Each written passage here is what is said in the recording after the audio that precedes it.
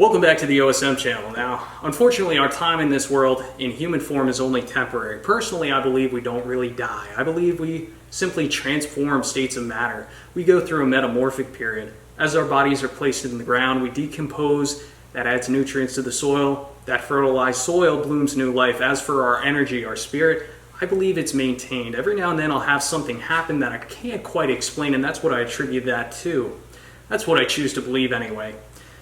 Now, unfortunately, my wife's grandfather, John, recently passed away. John was an incredible individual, and we're going to talk about John a little bit here. So John served our country. He was drafted into, I believe, the Army a little bit after World War II ended. He took an aptitude test, and they found out he was very mechanically inclined, really smart, and they placed him in a radio repair unit. So after he got out of the service, he went into the telecom industry, and on the side, he enjoyed fixing cars. He told me that he used to buy a car around every 2 years that wasn't really running well. He would fix them up, and then 2 years later, he'd sell that car, and he told me he pretty much never lost money. If anything, he made a few dollars. So him and I definitely made a connection, and we shared a very similar mindset. Now, from time to time, I ask myself the question, what do I want to happen to my tools when it's my time to leave this world? I've thought long and hard about that many times, and I keep coming back to the same answer. And my answer is, it would do me no greater honor than to see my cherished tools passed down to somebody in the family who would appreciate those tools, put them to use, make a living for his or herself, build wealth with the tools, just make their life better. And that truly would be no greater honor. I really don't want to see my tools sold if they don't have to be sold, unless the family needs the money, of course, but seeing them passed on would be a great honor. And that brings us to today's video. So my wife's family is kind of going through the process of dealing with John and his wife's possessions, and I was afforded the opportunity to look through John's tools and to pick out some tools that I thought would be useful for myself and my wife. And in front of you, you see the tools that I have selected. So what I'm going to do is I'm going to move the camera around the table, and I'll show you some of these tools. Again, I feel very honored, and we're going to dedicate this video to John and his memory. I will say John was one of the biggest fans of the channel, believe it or not. This last year, he spent hours upon hours watching my videos. I think he saw a lot of himself in me and what I was doing. So again, it's a great honor, but without further ado, let's start going around the table, and I'll show you some of John's legacy tools. So we have quite an array of tools on the table here. I believe John started collecting tools around the mid-40s, and at that time period, you know, the 40s through the 70s, he amassed a lot of high-end American-made tools, and there are some very special tools that we're going to go through over there here shortly, but we're going to start on this end of the table. So we'll start off with these sprayers. I mean, these are more modern sprayers, Central Pneumatic.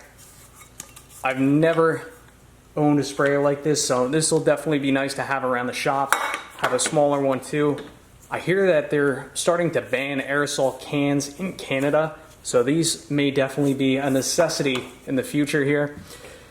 We have a couple of drafting instruments over here. We have a speed square with an angle gauge. That's pretty cool. Stanley, USA made, just a regular carpenter square. A few boxes of, I guess these are somewhat generic tools, but there are some special finds in here. For example, this tap right here. This is a Greenfield tap, 5/8 by 11, made in the USA. I mean, to buy a tap like that right now, I mean, this is probably like a $30 or $40 tap, so that's pretty special. A few other taps in here as well, so those are definitely going to be handy. I thought this was pretty interesting. This is a low profile bit driver. So, you know, if you're trying to remove a like a Phillips head fastener in a very tight clearance area, I'd imagine that's what you would use this for. This was made by Chapman, USA made. Keep going down the line here. A couple generic hole saws. This is pretty interesting. So I've never had one of these before. What I believe this was for punching out an electrical box. I believe John was also an electrician, So that makes a lot of sense. This was made by Greenlee, USA made. What size is it? 1 1/16. So electrical box knockout tool, that's pretty cool.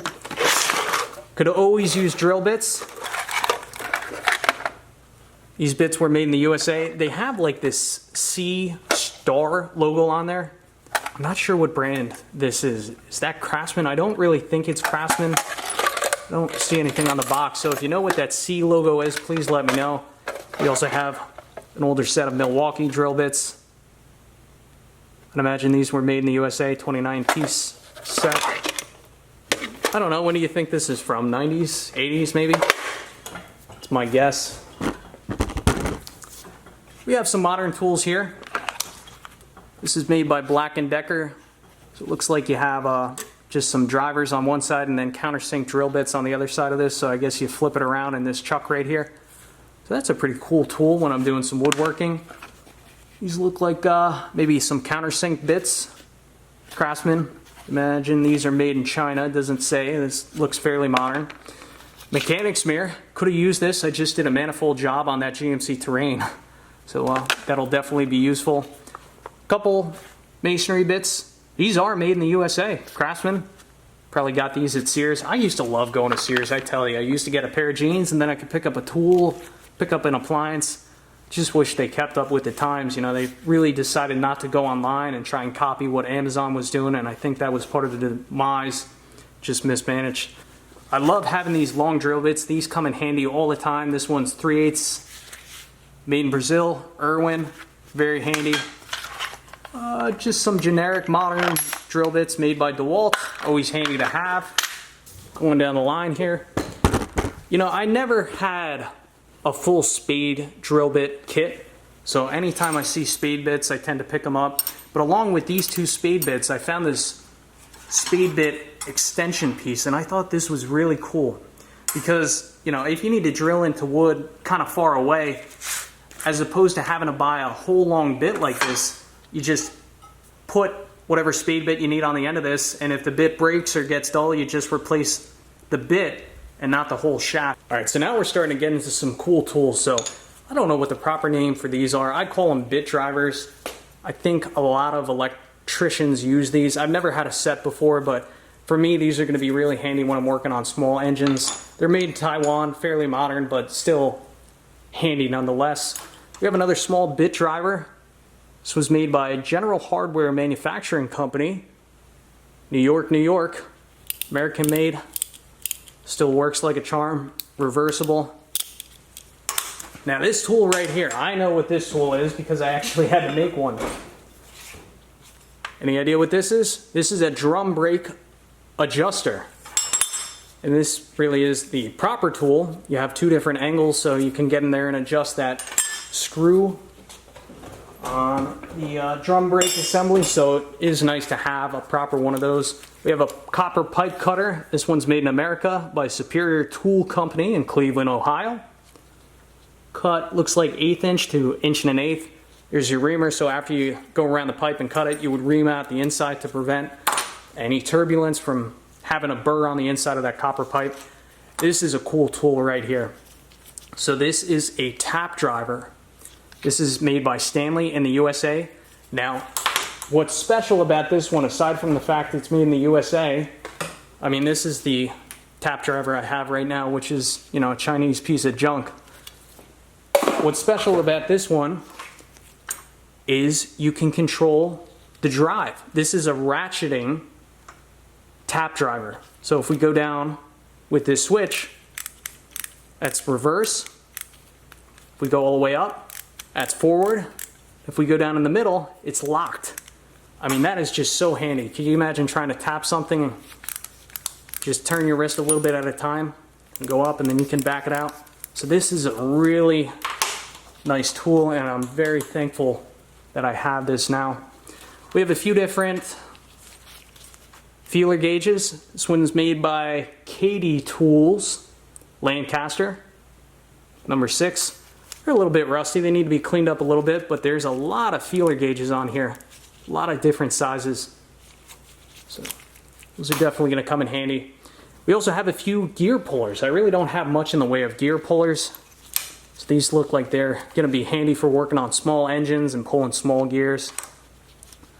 This looks fairly modern. I'd imagine this is made in Taiwan. This one's probably made in Taiwan too. No manufacturer's name, but again, definitely thankful to have them.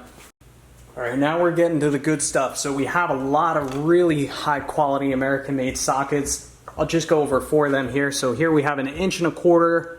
This is made by Billings Vitali, made in the USA. I've never heard of this brand before. Beautiful 12-point half-inch drive.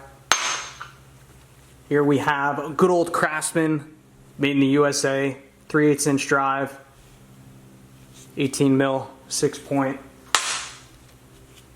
Here we have a Klein, USA made, 13/16, 3/8 drive. Show you one more. This is a Husky, USA, made in USA. Half-inch drive, half-inch socket. Just a lot of really nice sockets right here. Now my plan for the sockets, I don't have a proper 3/8 or half-inch drive socket kit in the truck, so I'm gonna have to go through all these sockets, clean them up, and I'm gonna put together a proper socket kit for the truck. At least that is my plan currently. Now, look at these wrenches, these box wrenches. There are some special wrenches here. So we'll start off with this big guy. This is made by, I guess, Plum. PL, it's like an upside down triangle, and then MB, so I guess Plum or PLMB. Made in the USA, 1.25 inch. This thing is massive, over 1 foot long, 1.25 inch. Beautiful. We have a Williams Super Wrench, forged in the USA. This is an offset wrench. I don't have any offset wrenches. What size is 3/4 and 5/8? True Craft, 15/16. This one captured my attention because it's made in Japan.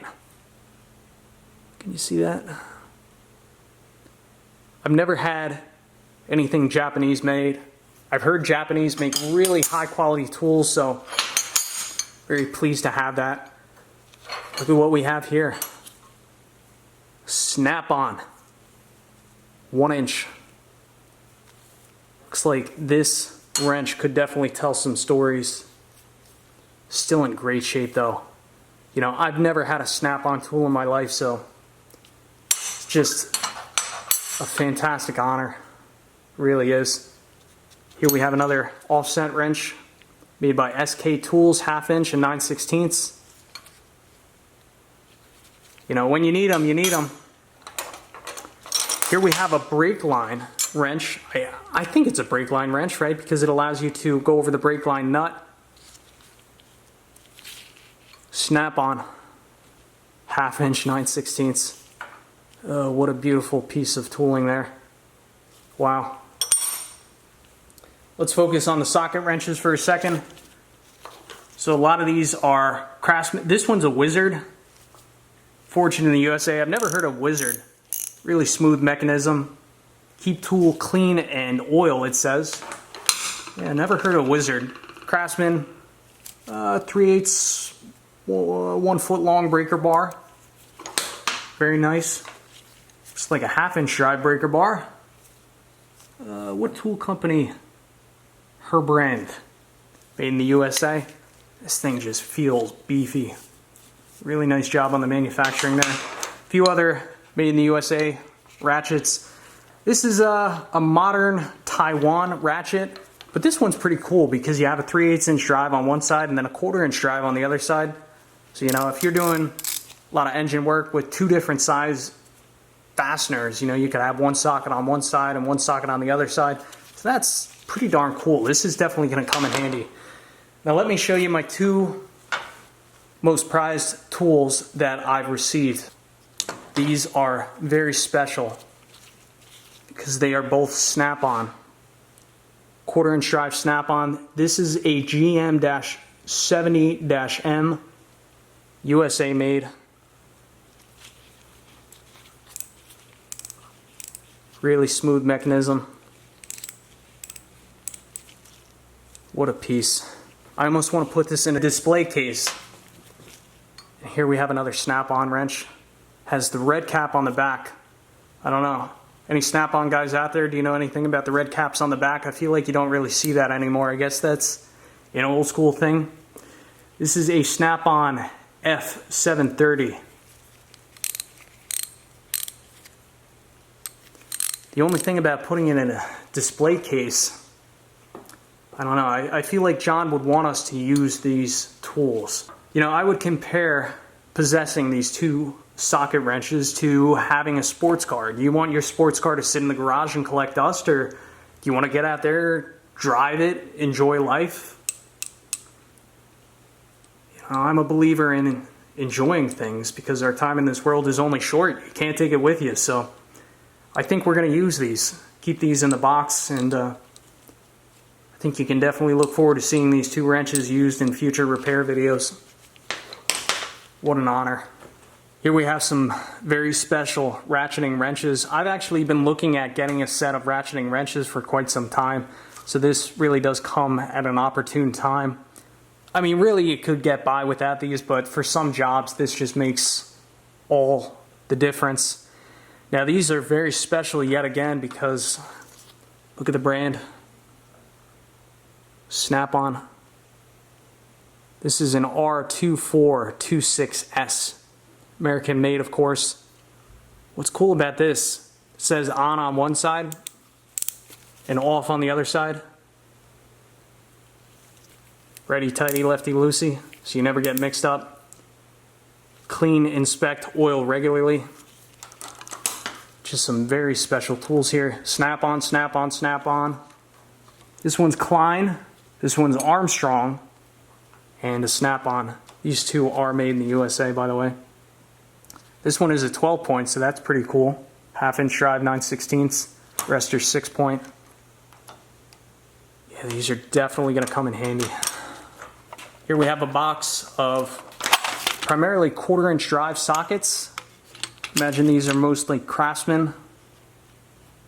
Probably all made in the USA. Oh, this is interesting. This wrench is actually made in Japan. This is a True Craft 1/4 inch drive. I love anything Japanese, Japanese tools. I like Japanese culture. Here we have an old tin Sears box.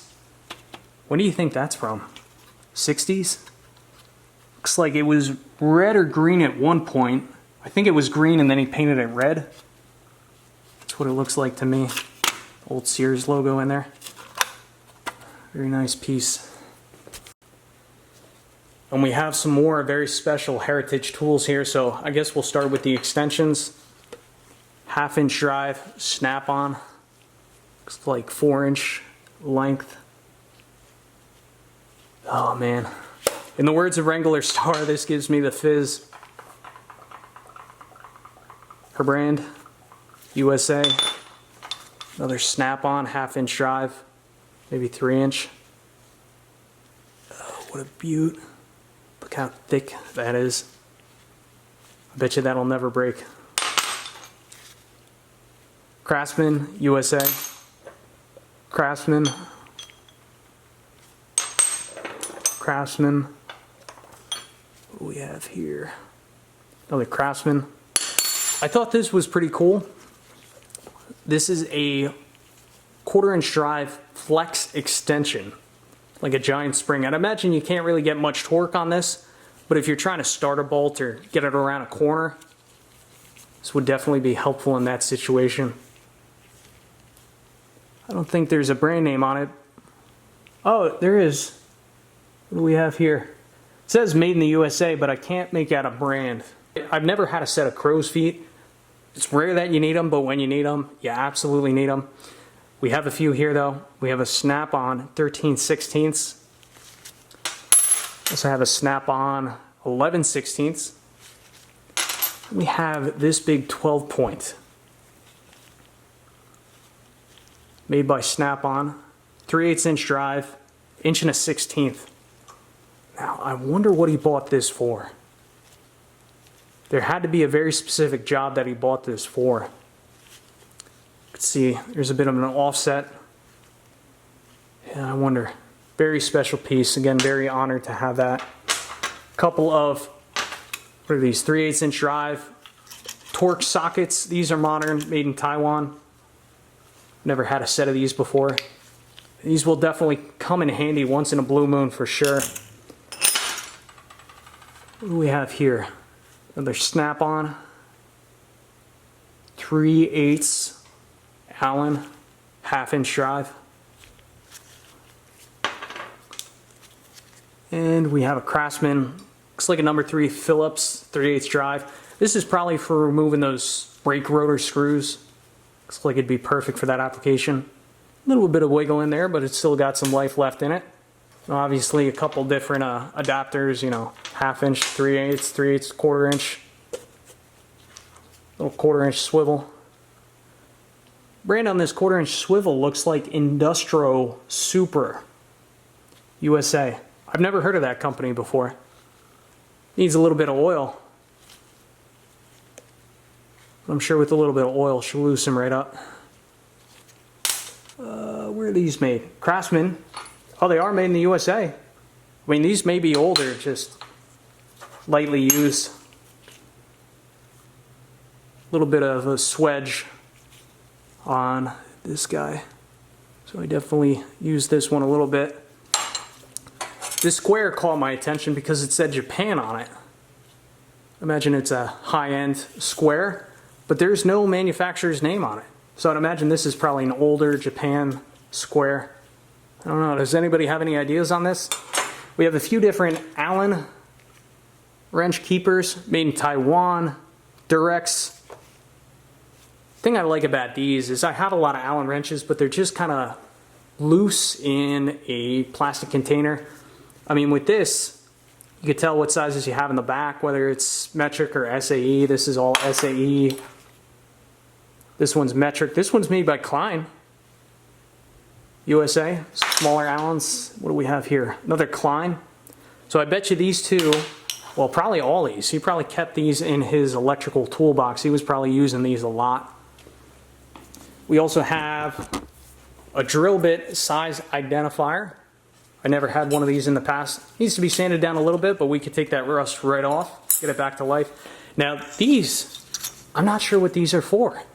If you guys have any ideas, let me know. This one has metric as well as SAE measurements. I'd imagine this is some type of electrician's tool or telecom tool. Really not sure. Is it for measuring the gap?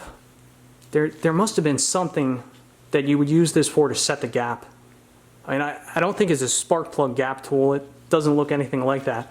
Another thing I find interesting, why are these two ends the same but different from the other 6 points?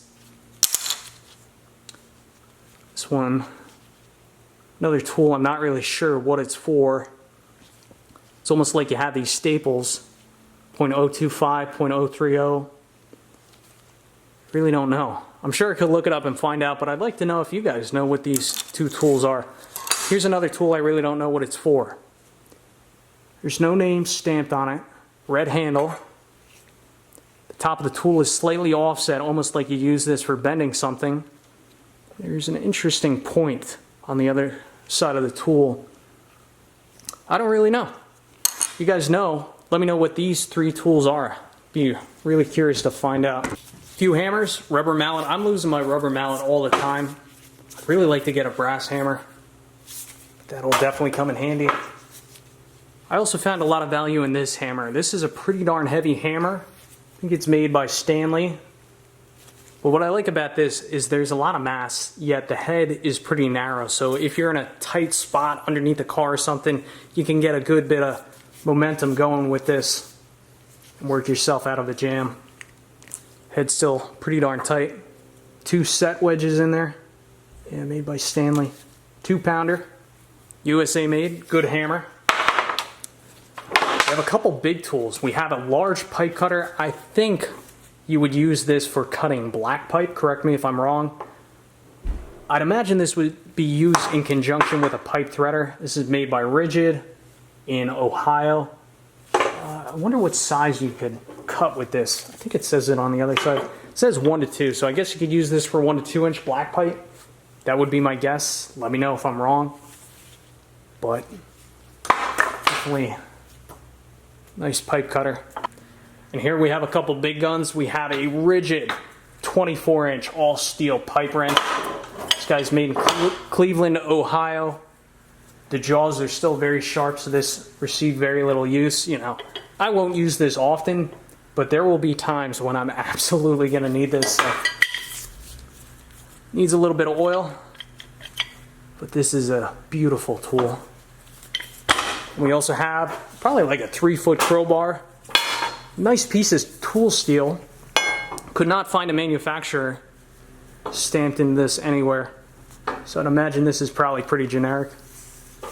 Still a nice piece nonetheless. Moving on to the last few things here. So we have a MAP gas torch as well as a propane torch. Now I've always wanted a MAP gas torch for a few reasons. For one, it allows you to solder copper pipes, and I have copper pipes in the house. I've always wanted to have one on hand in case I need to do an emergency repair. Additionally, I have a butane torch as well as an oxyacetylene torch. Now, a butane torch will only spit out a flame, you know, up to maybe an inch long. And then, you know, you could turn down an oxyacetylene torch, but an oxyacetylene torch, you could shoot out like a 12-inch flame. So a MAP gas torch is perfect for putting a little bit of heat into rusty or stuck fasteners. So this is a perfect medium, and it's going to be very useful for copper pipe repairs or modifications. Now this head right here is an automatic strike head. So if you look in the top, you may see a little spark. I see a very small spark. It's faint, but it's there, so we'll have to test this out in the future. But I mean, these heads alone go for like $40 to $50. There's some various lead-free solders in here, which I probably wouldn't use these. I'd probably get something a little bit newer that isn't contaminated because this box is a little bit dirty. And then also we have a propane torch here. I don't know if these propane bottles are blue now. I feel like they are, but this, you know, looks older. Has the Sears logo on there. We have some traditional torch tips, I guess, if you will. So you would screw this onto the bottle, set your flame, and then you would take a striker and then strike the flame. Good flint in that. This is definitely more reliable than the automatic striker.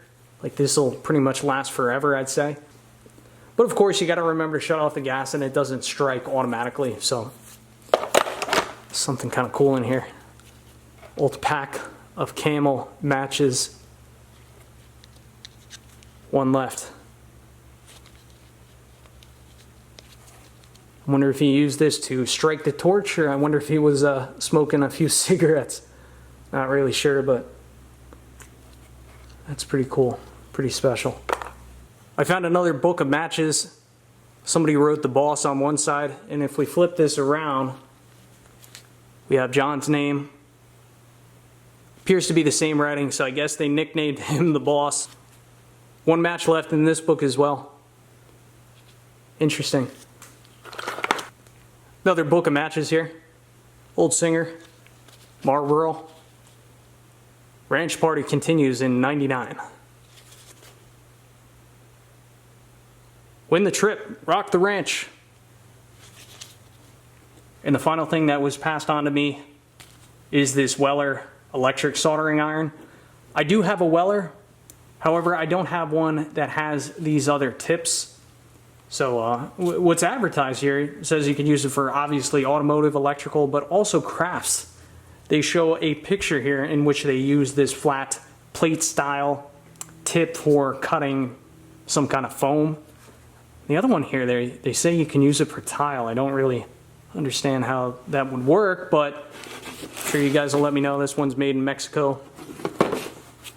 For me, it's a great honor taking over this collection of tools. I will put all of these tools to good use. It's going to take me many hours cleaning, sorting, and organizing all these tools, and then I have to try and figure out how I'm going to squeeze them into my shrinking Craftsman toolbox here. But nonetheless, definitely looking forward to going through all these tools thoroughly. I'm going to have to make a toolbox tour update video in the future after I get through all these tools, but I would like to dedicate this video to the memory of John. I know John's going to be floating around in the garage here keeping me safe, so Thanks for watching. I'll catch you on the next one.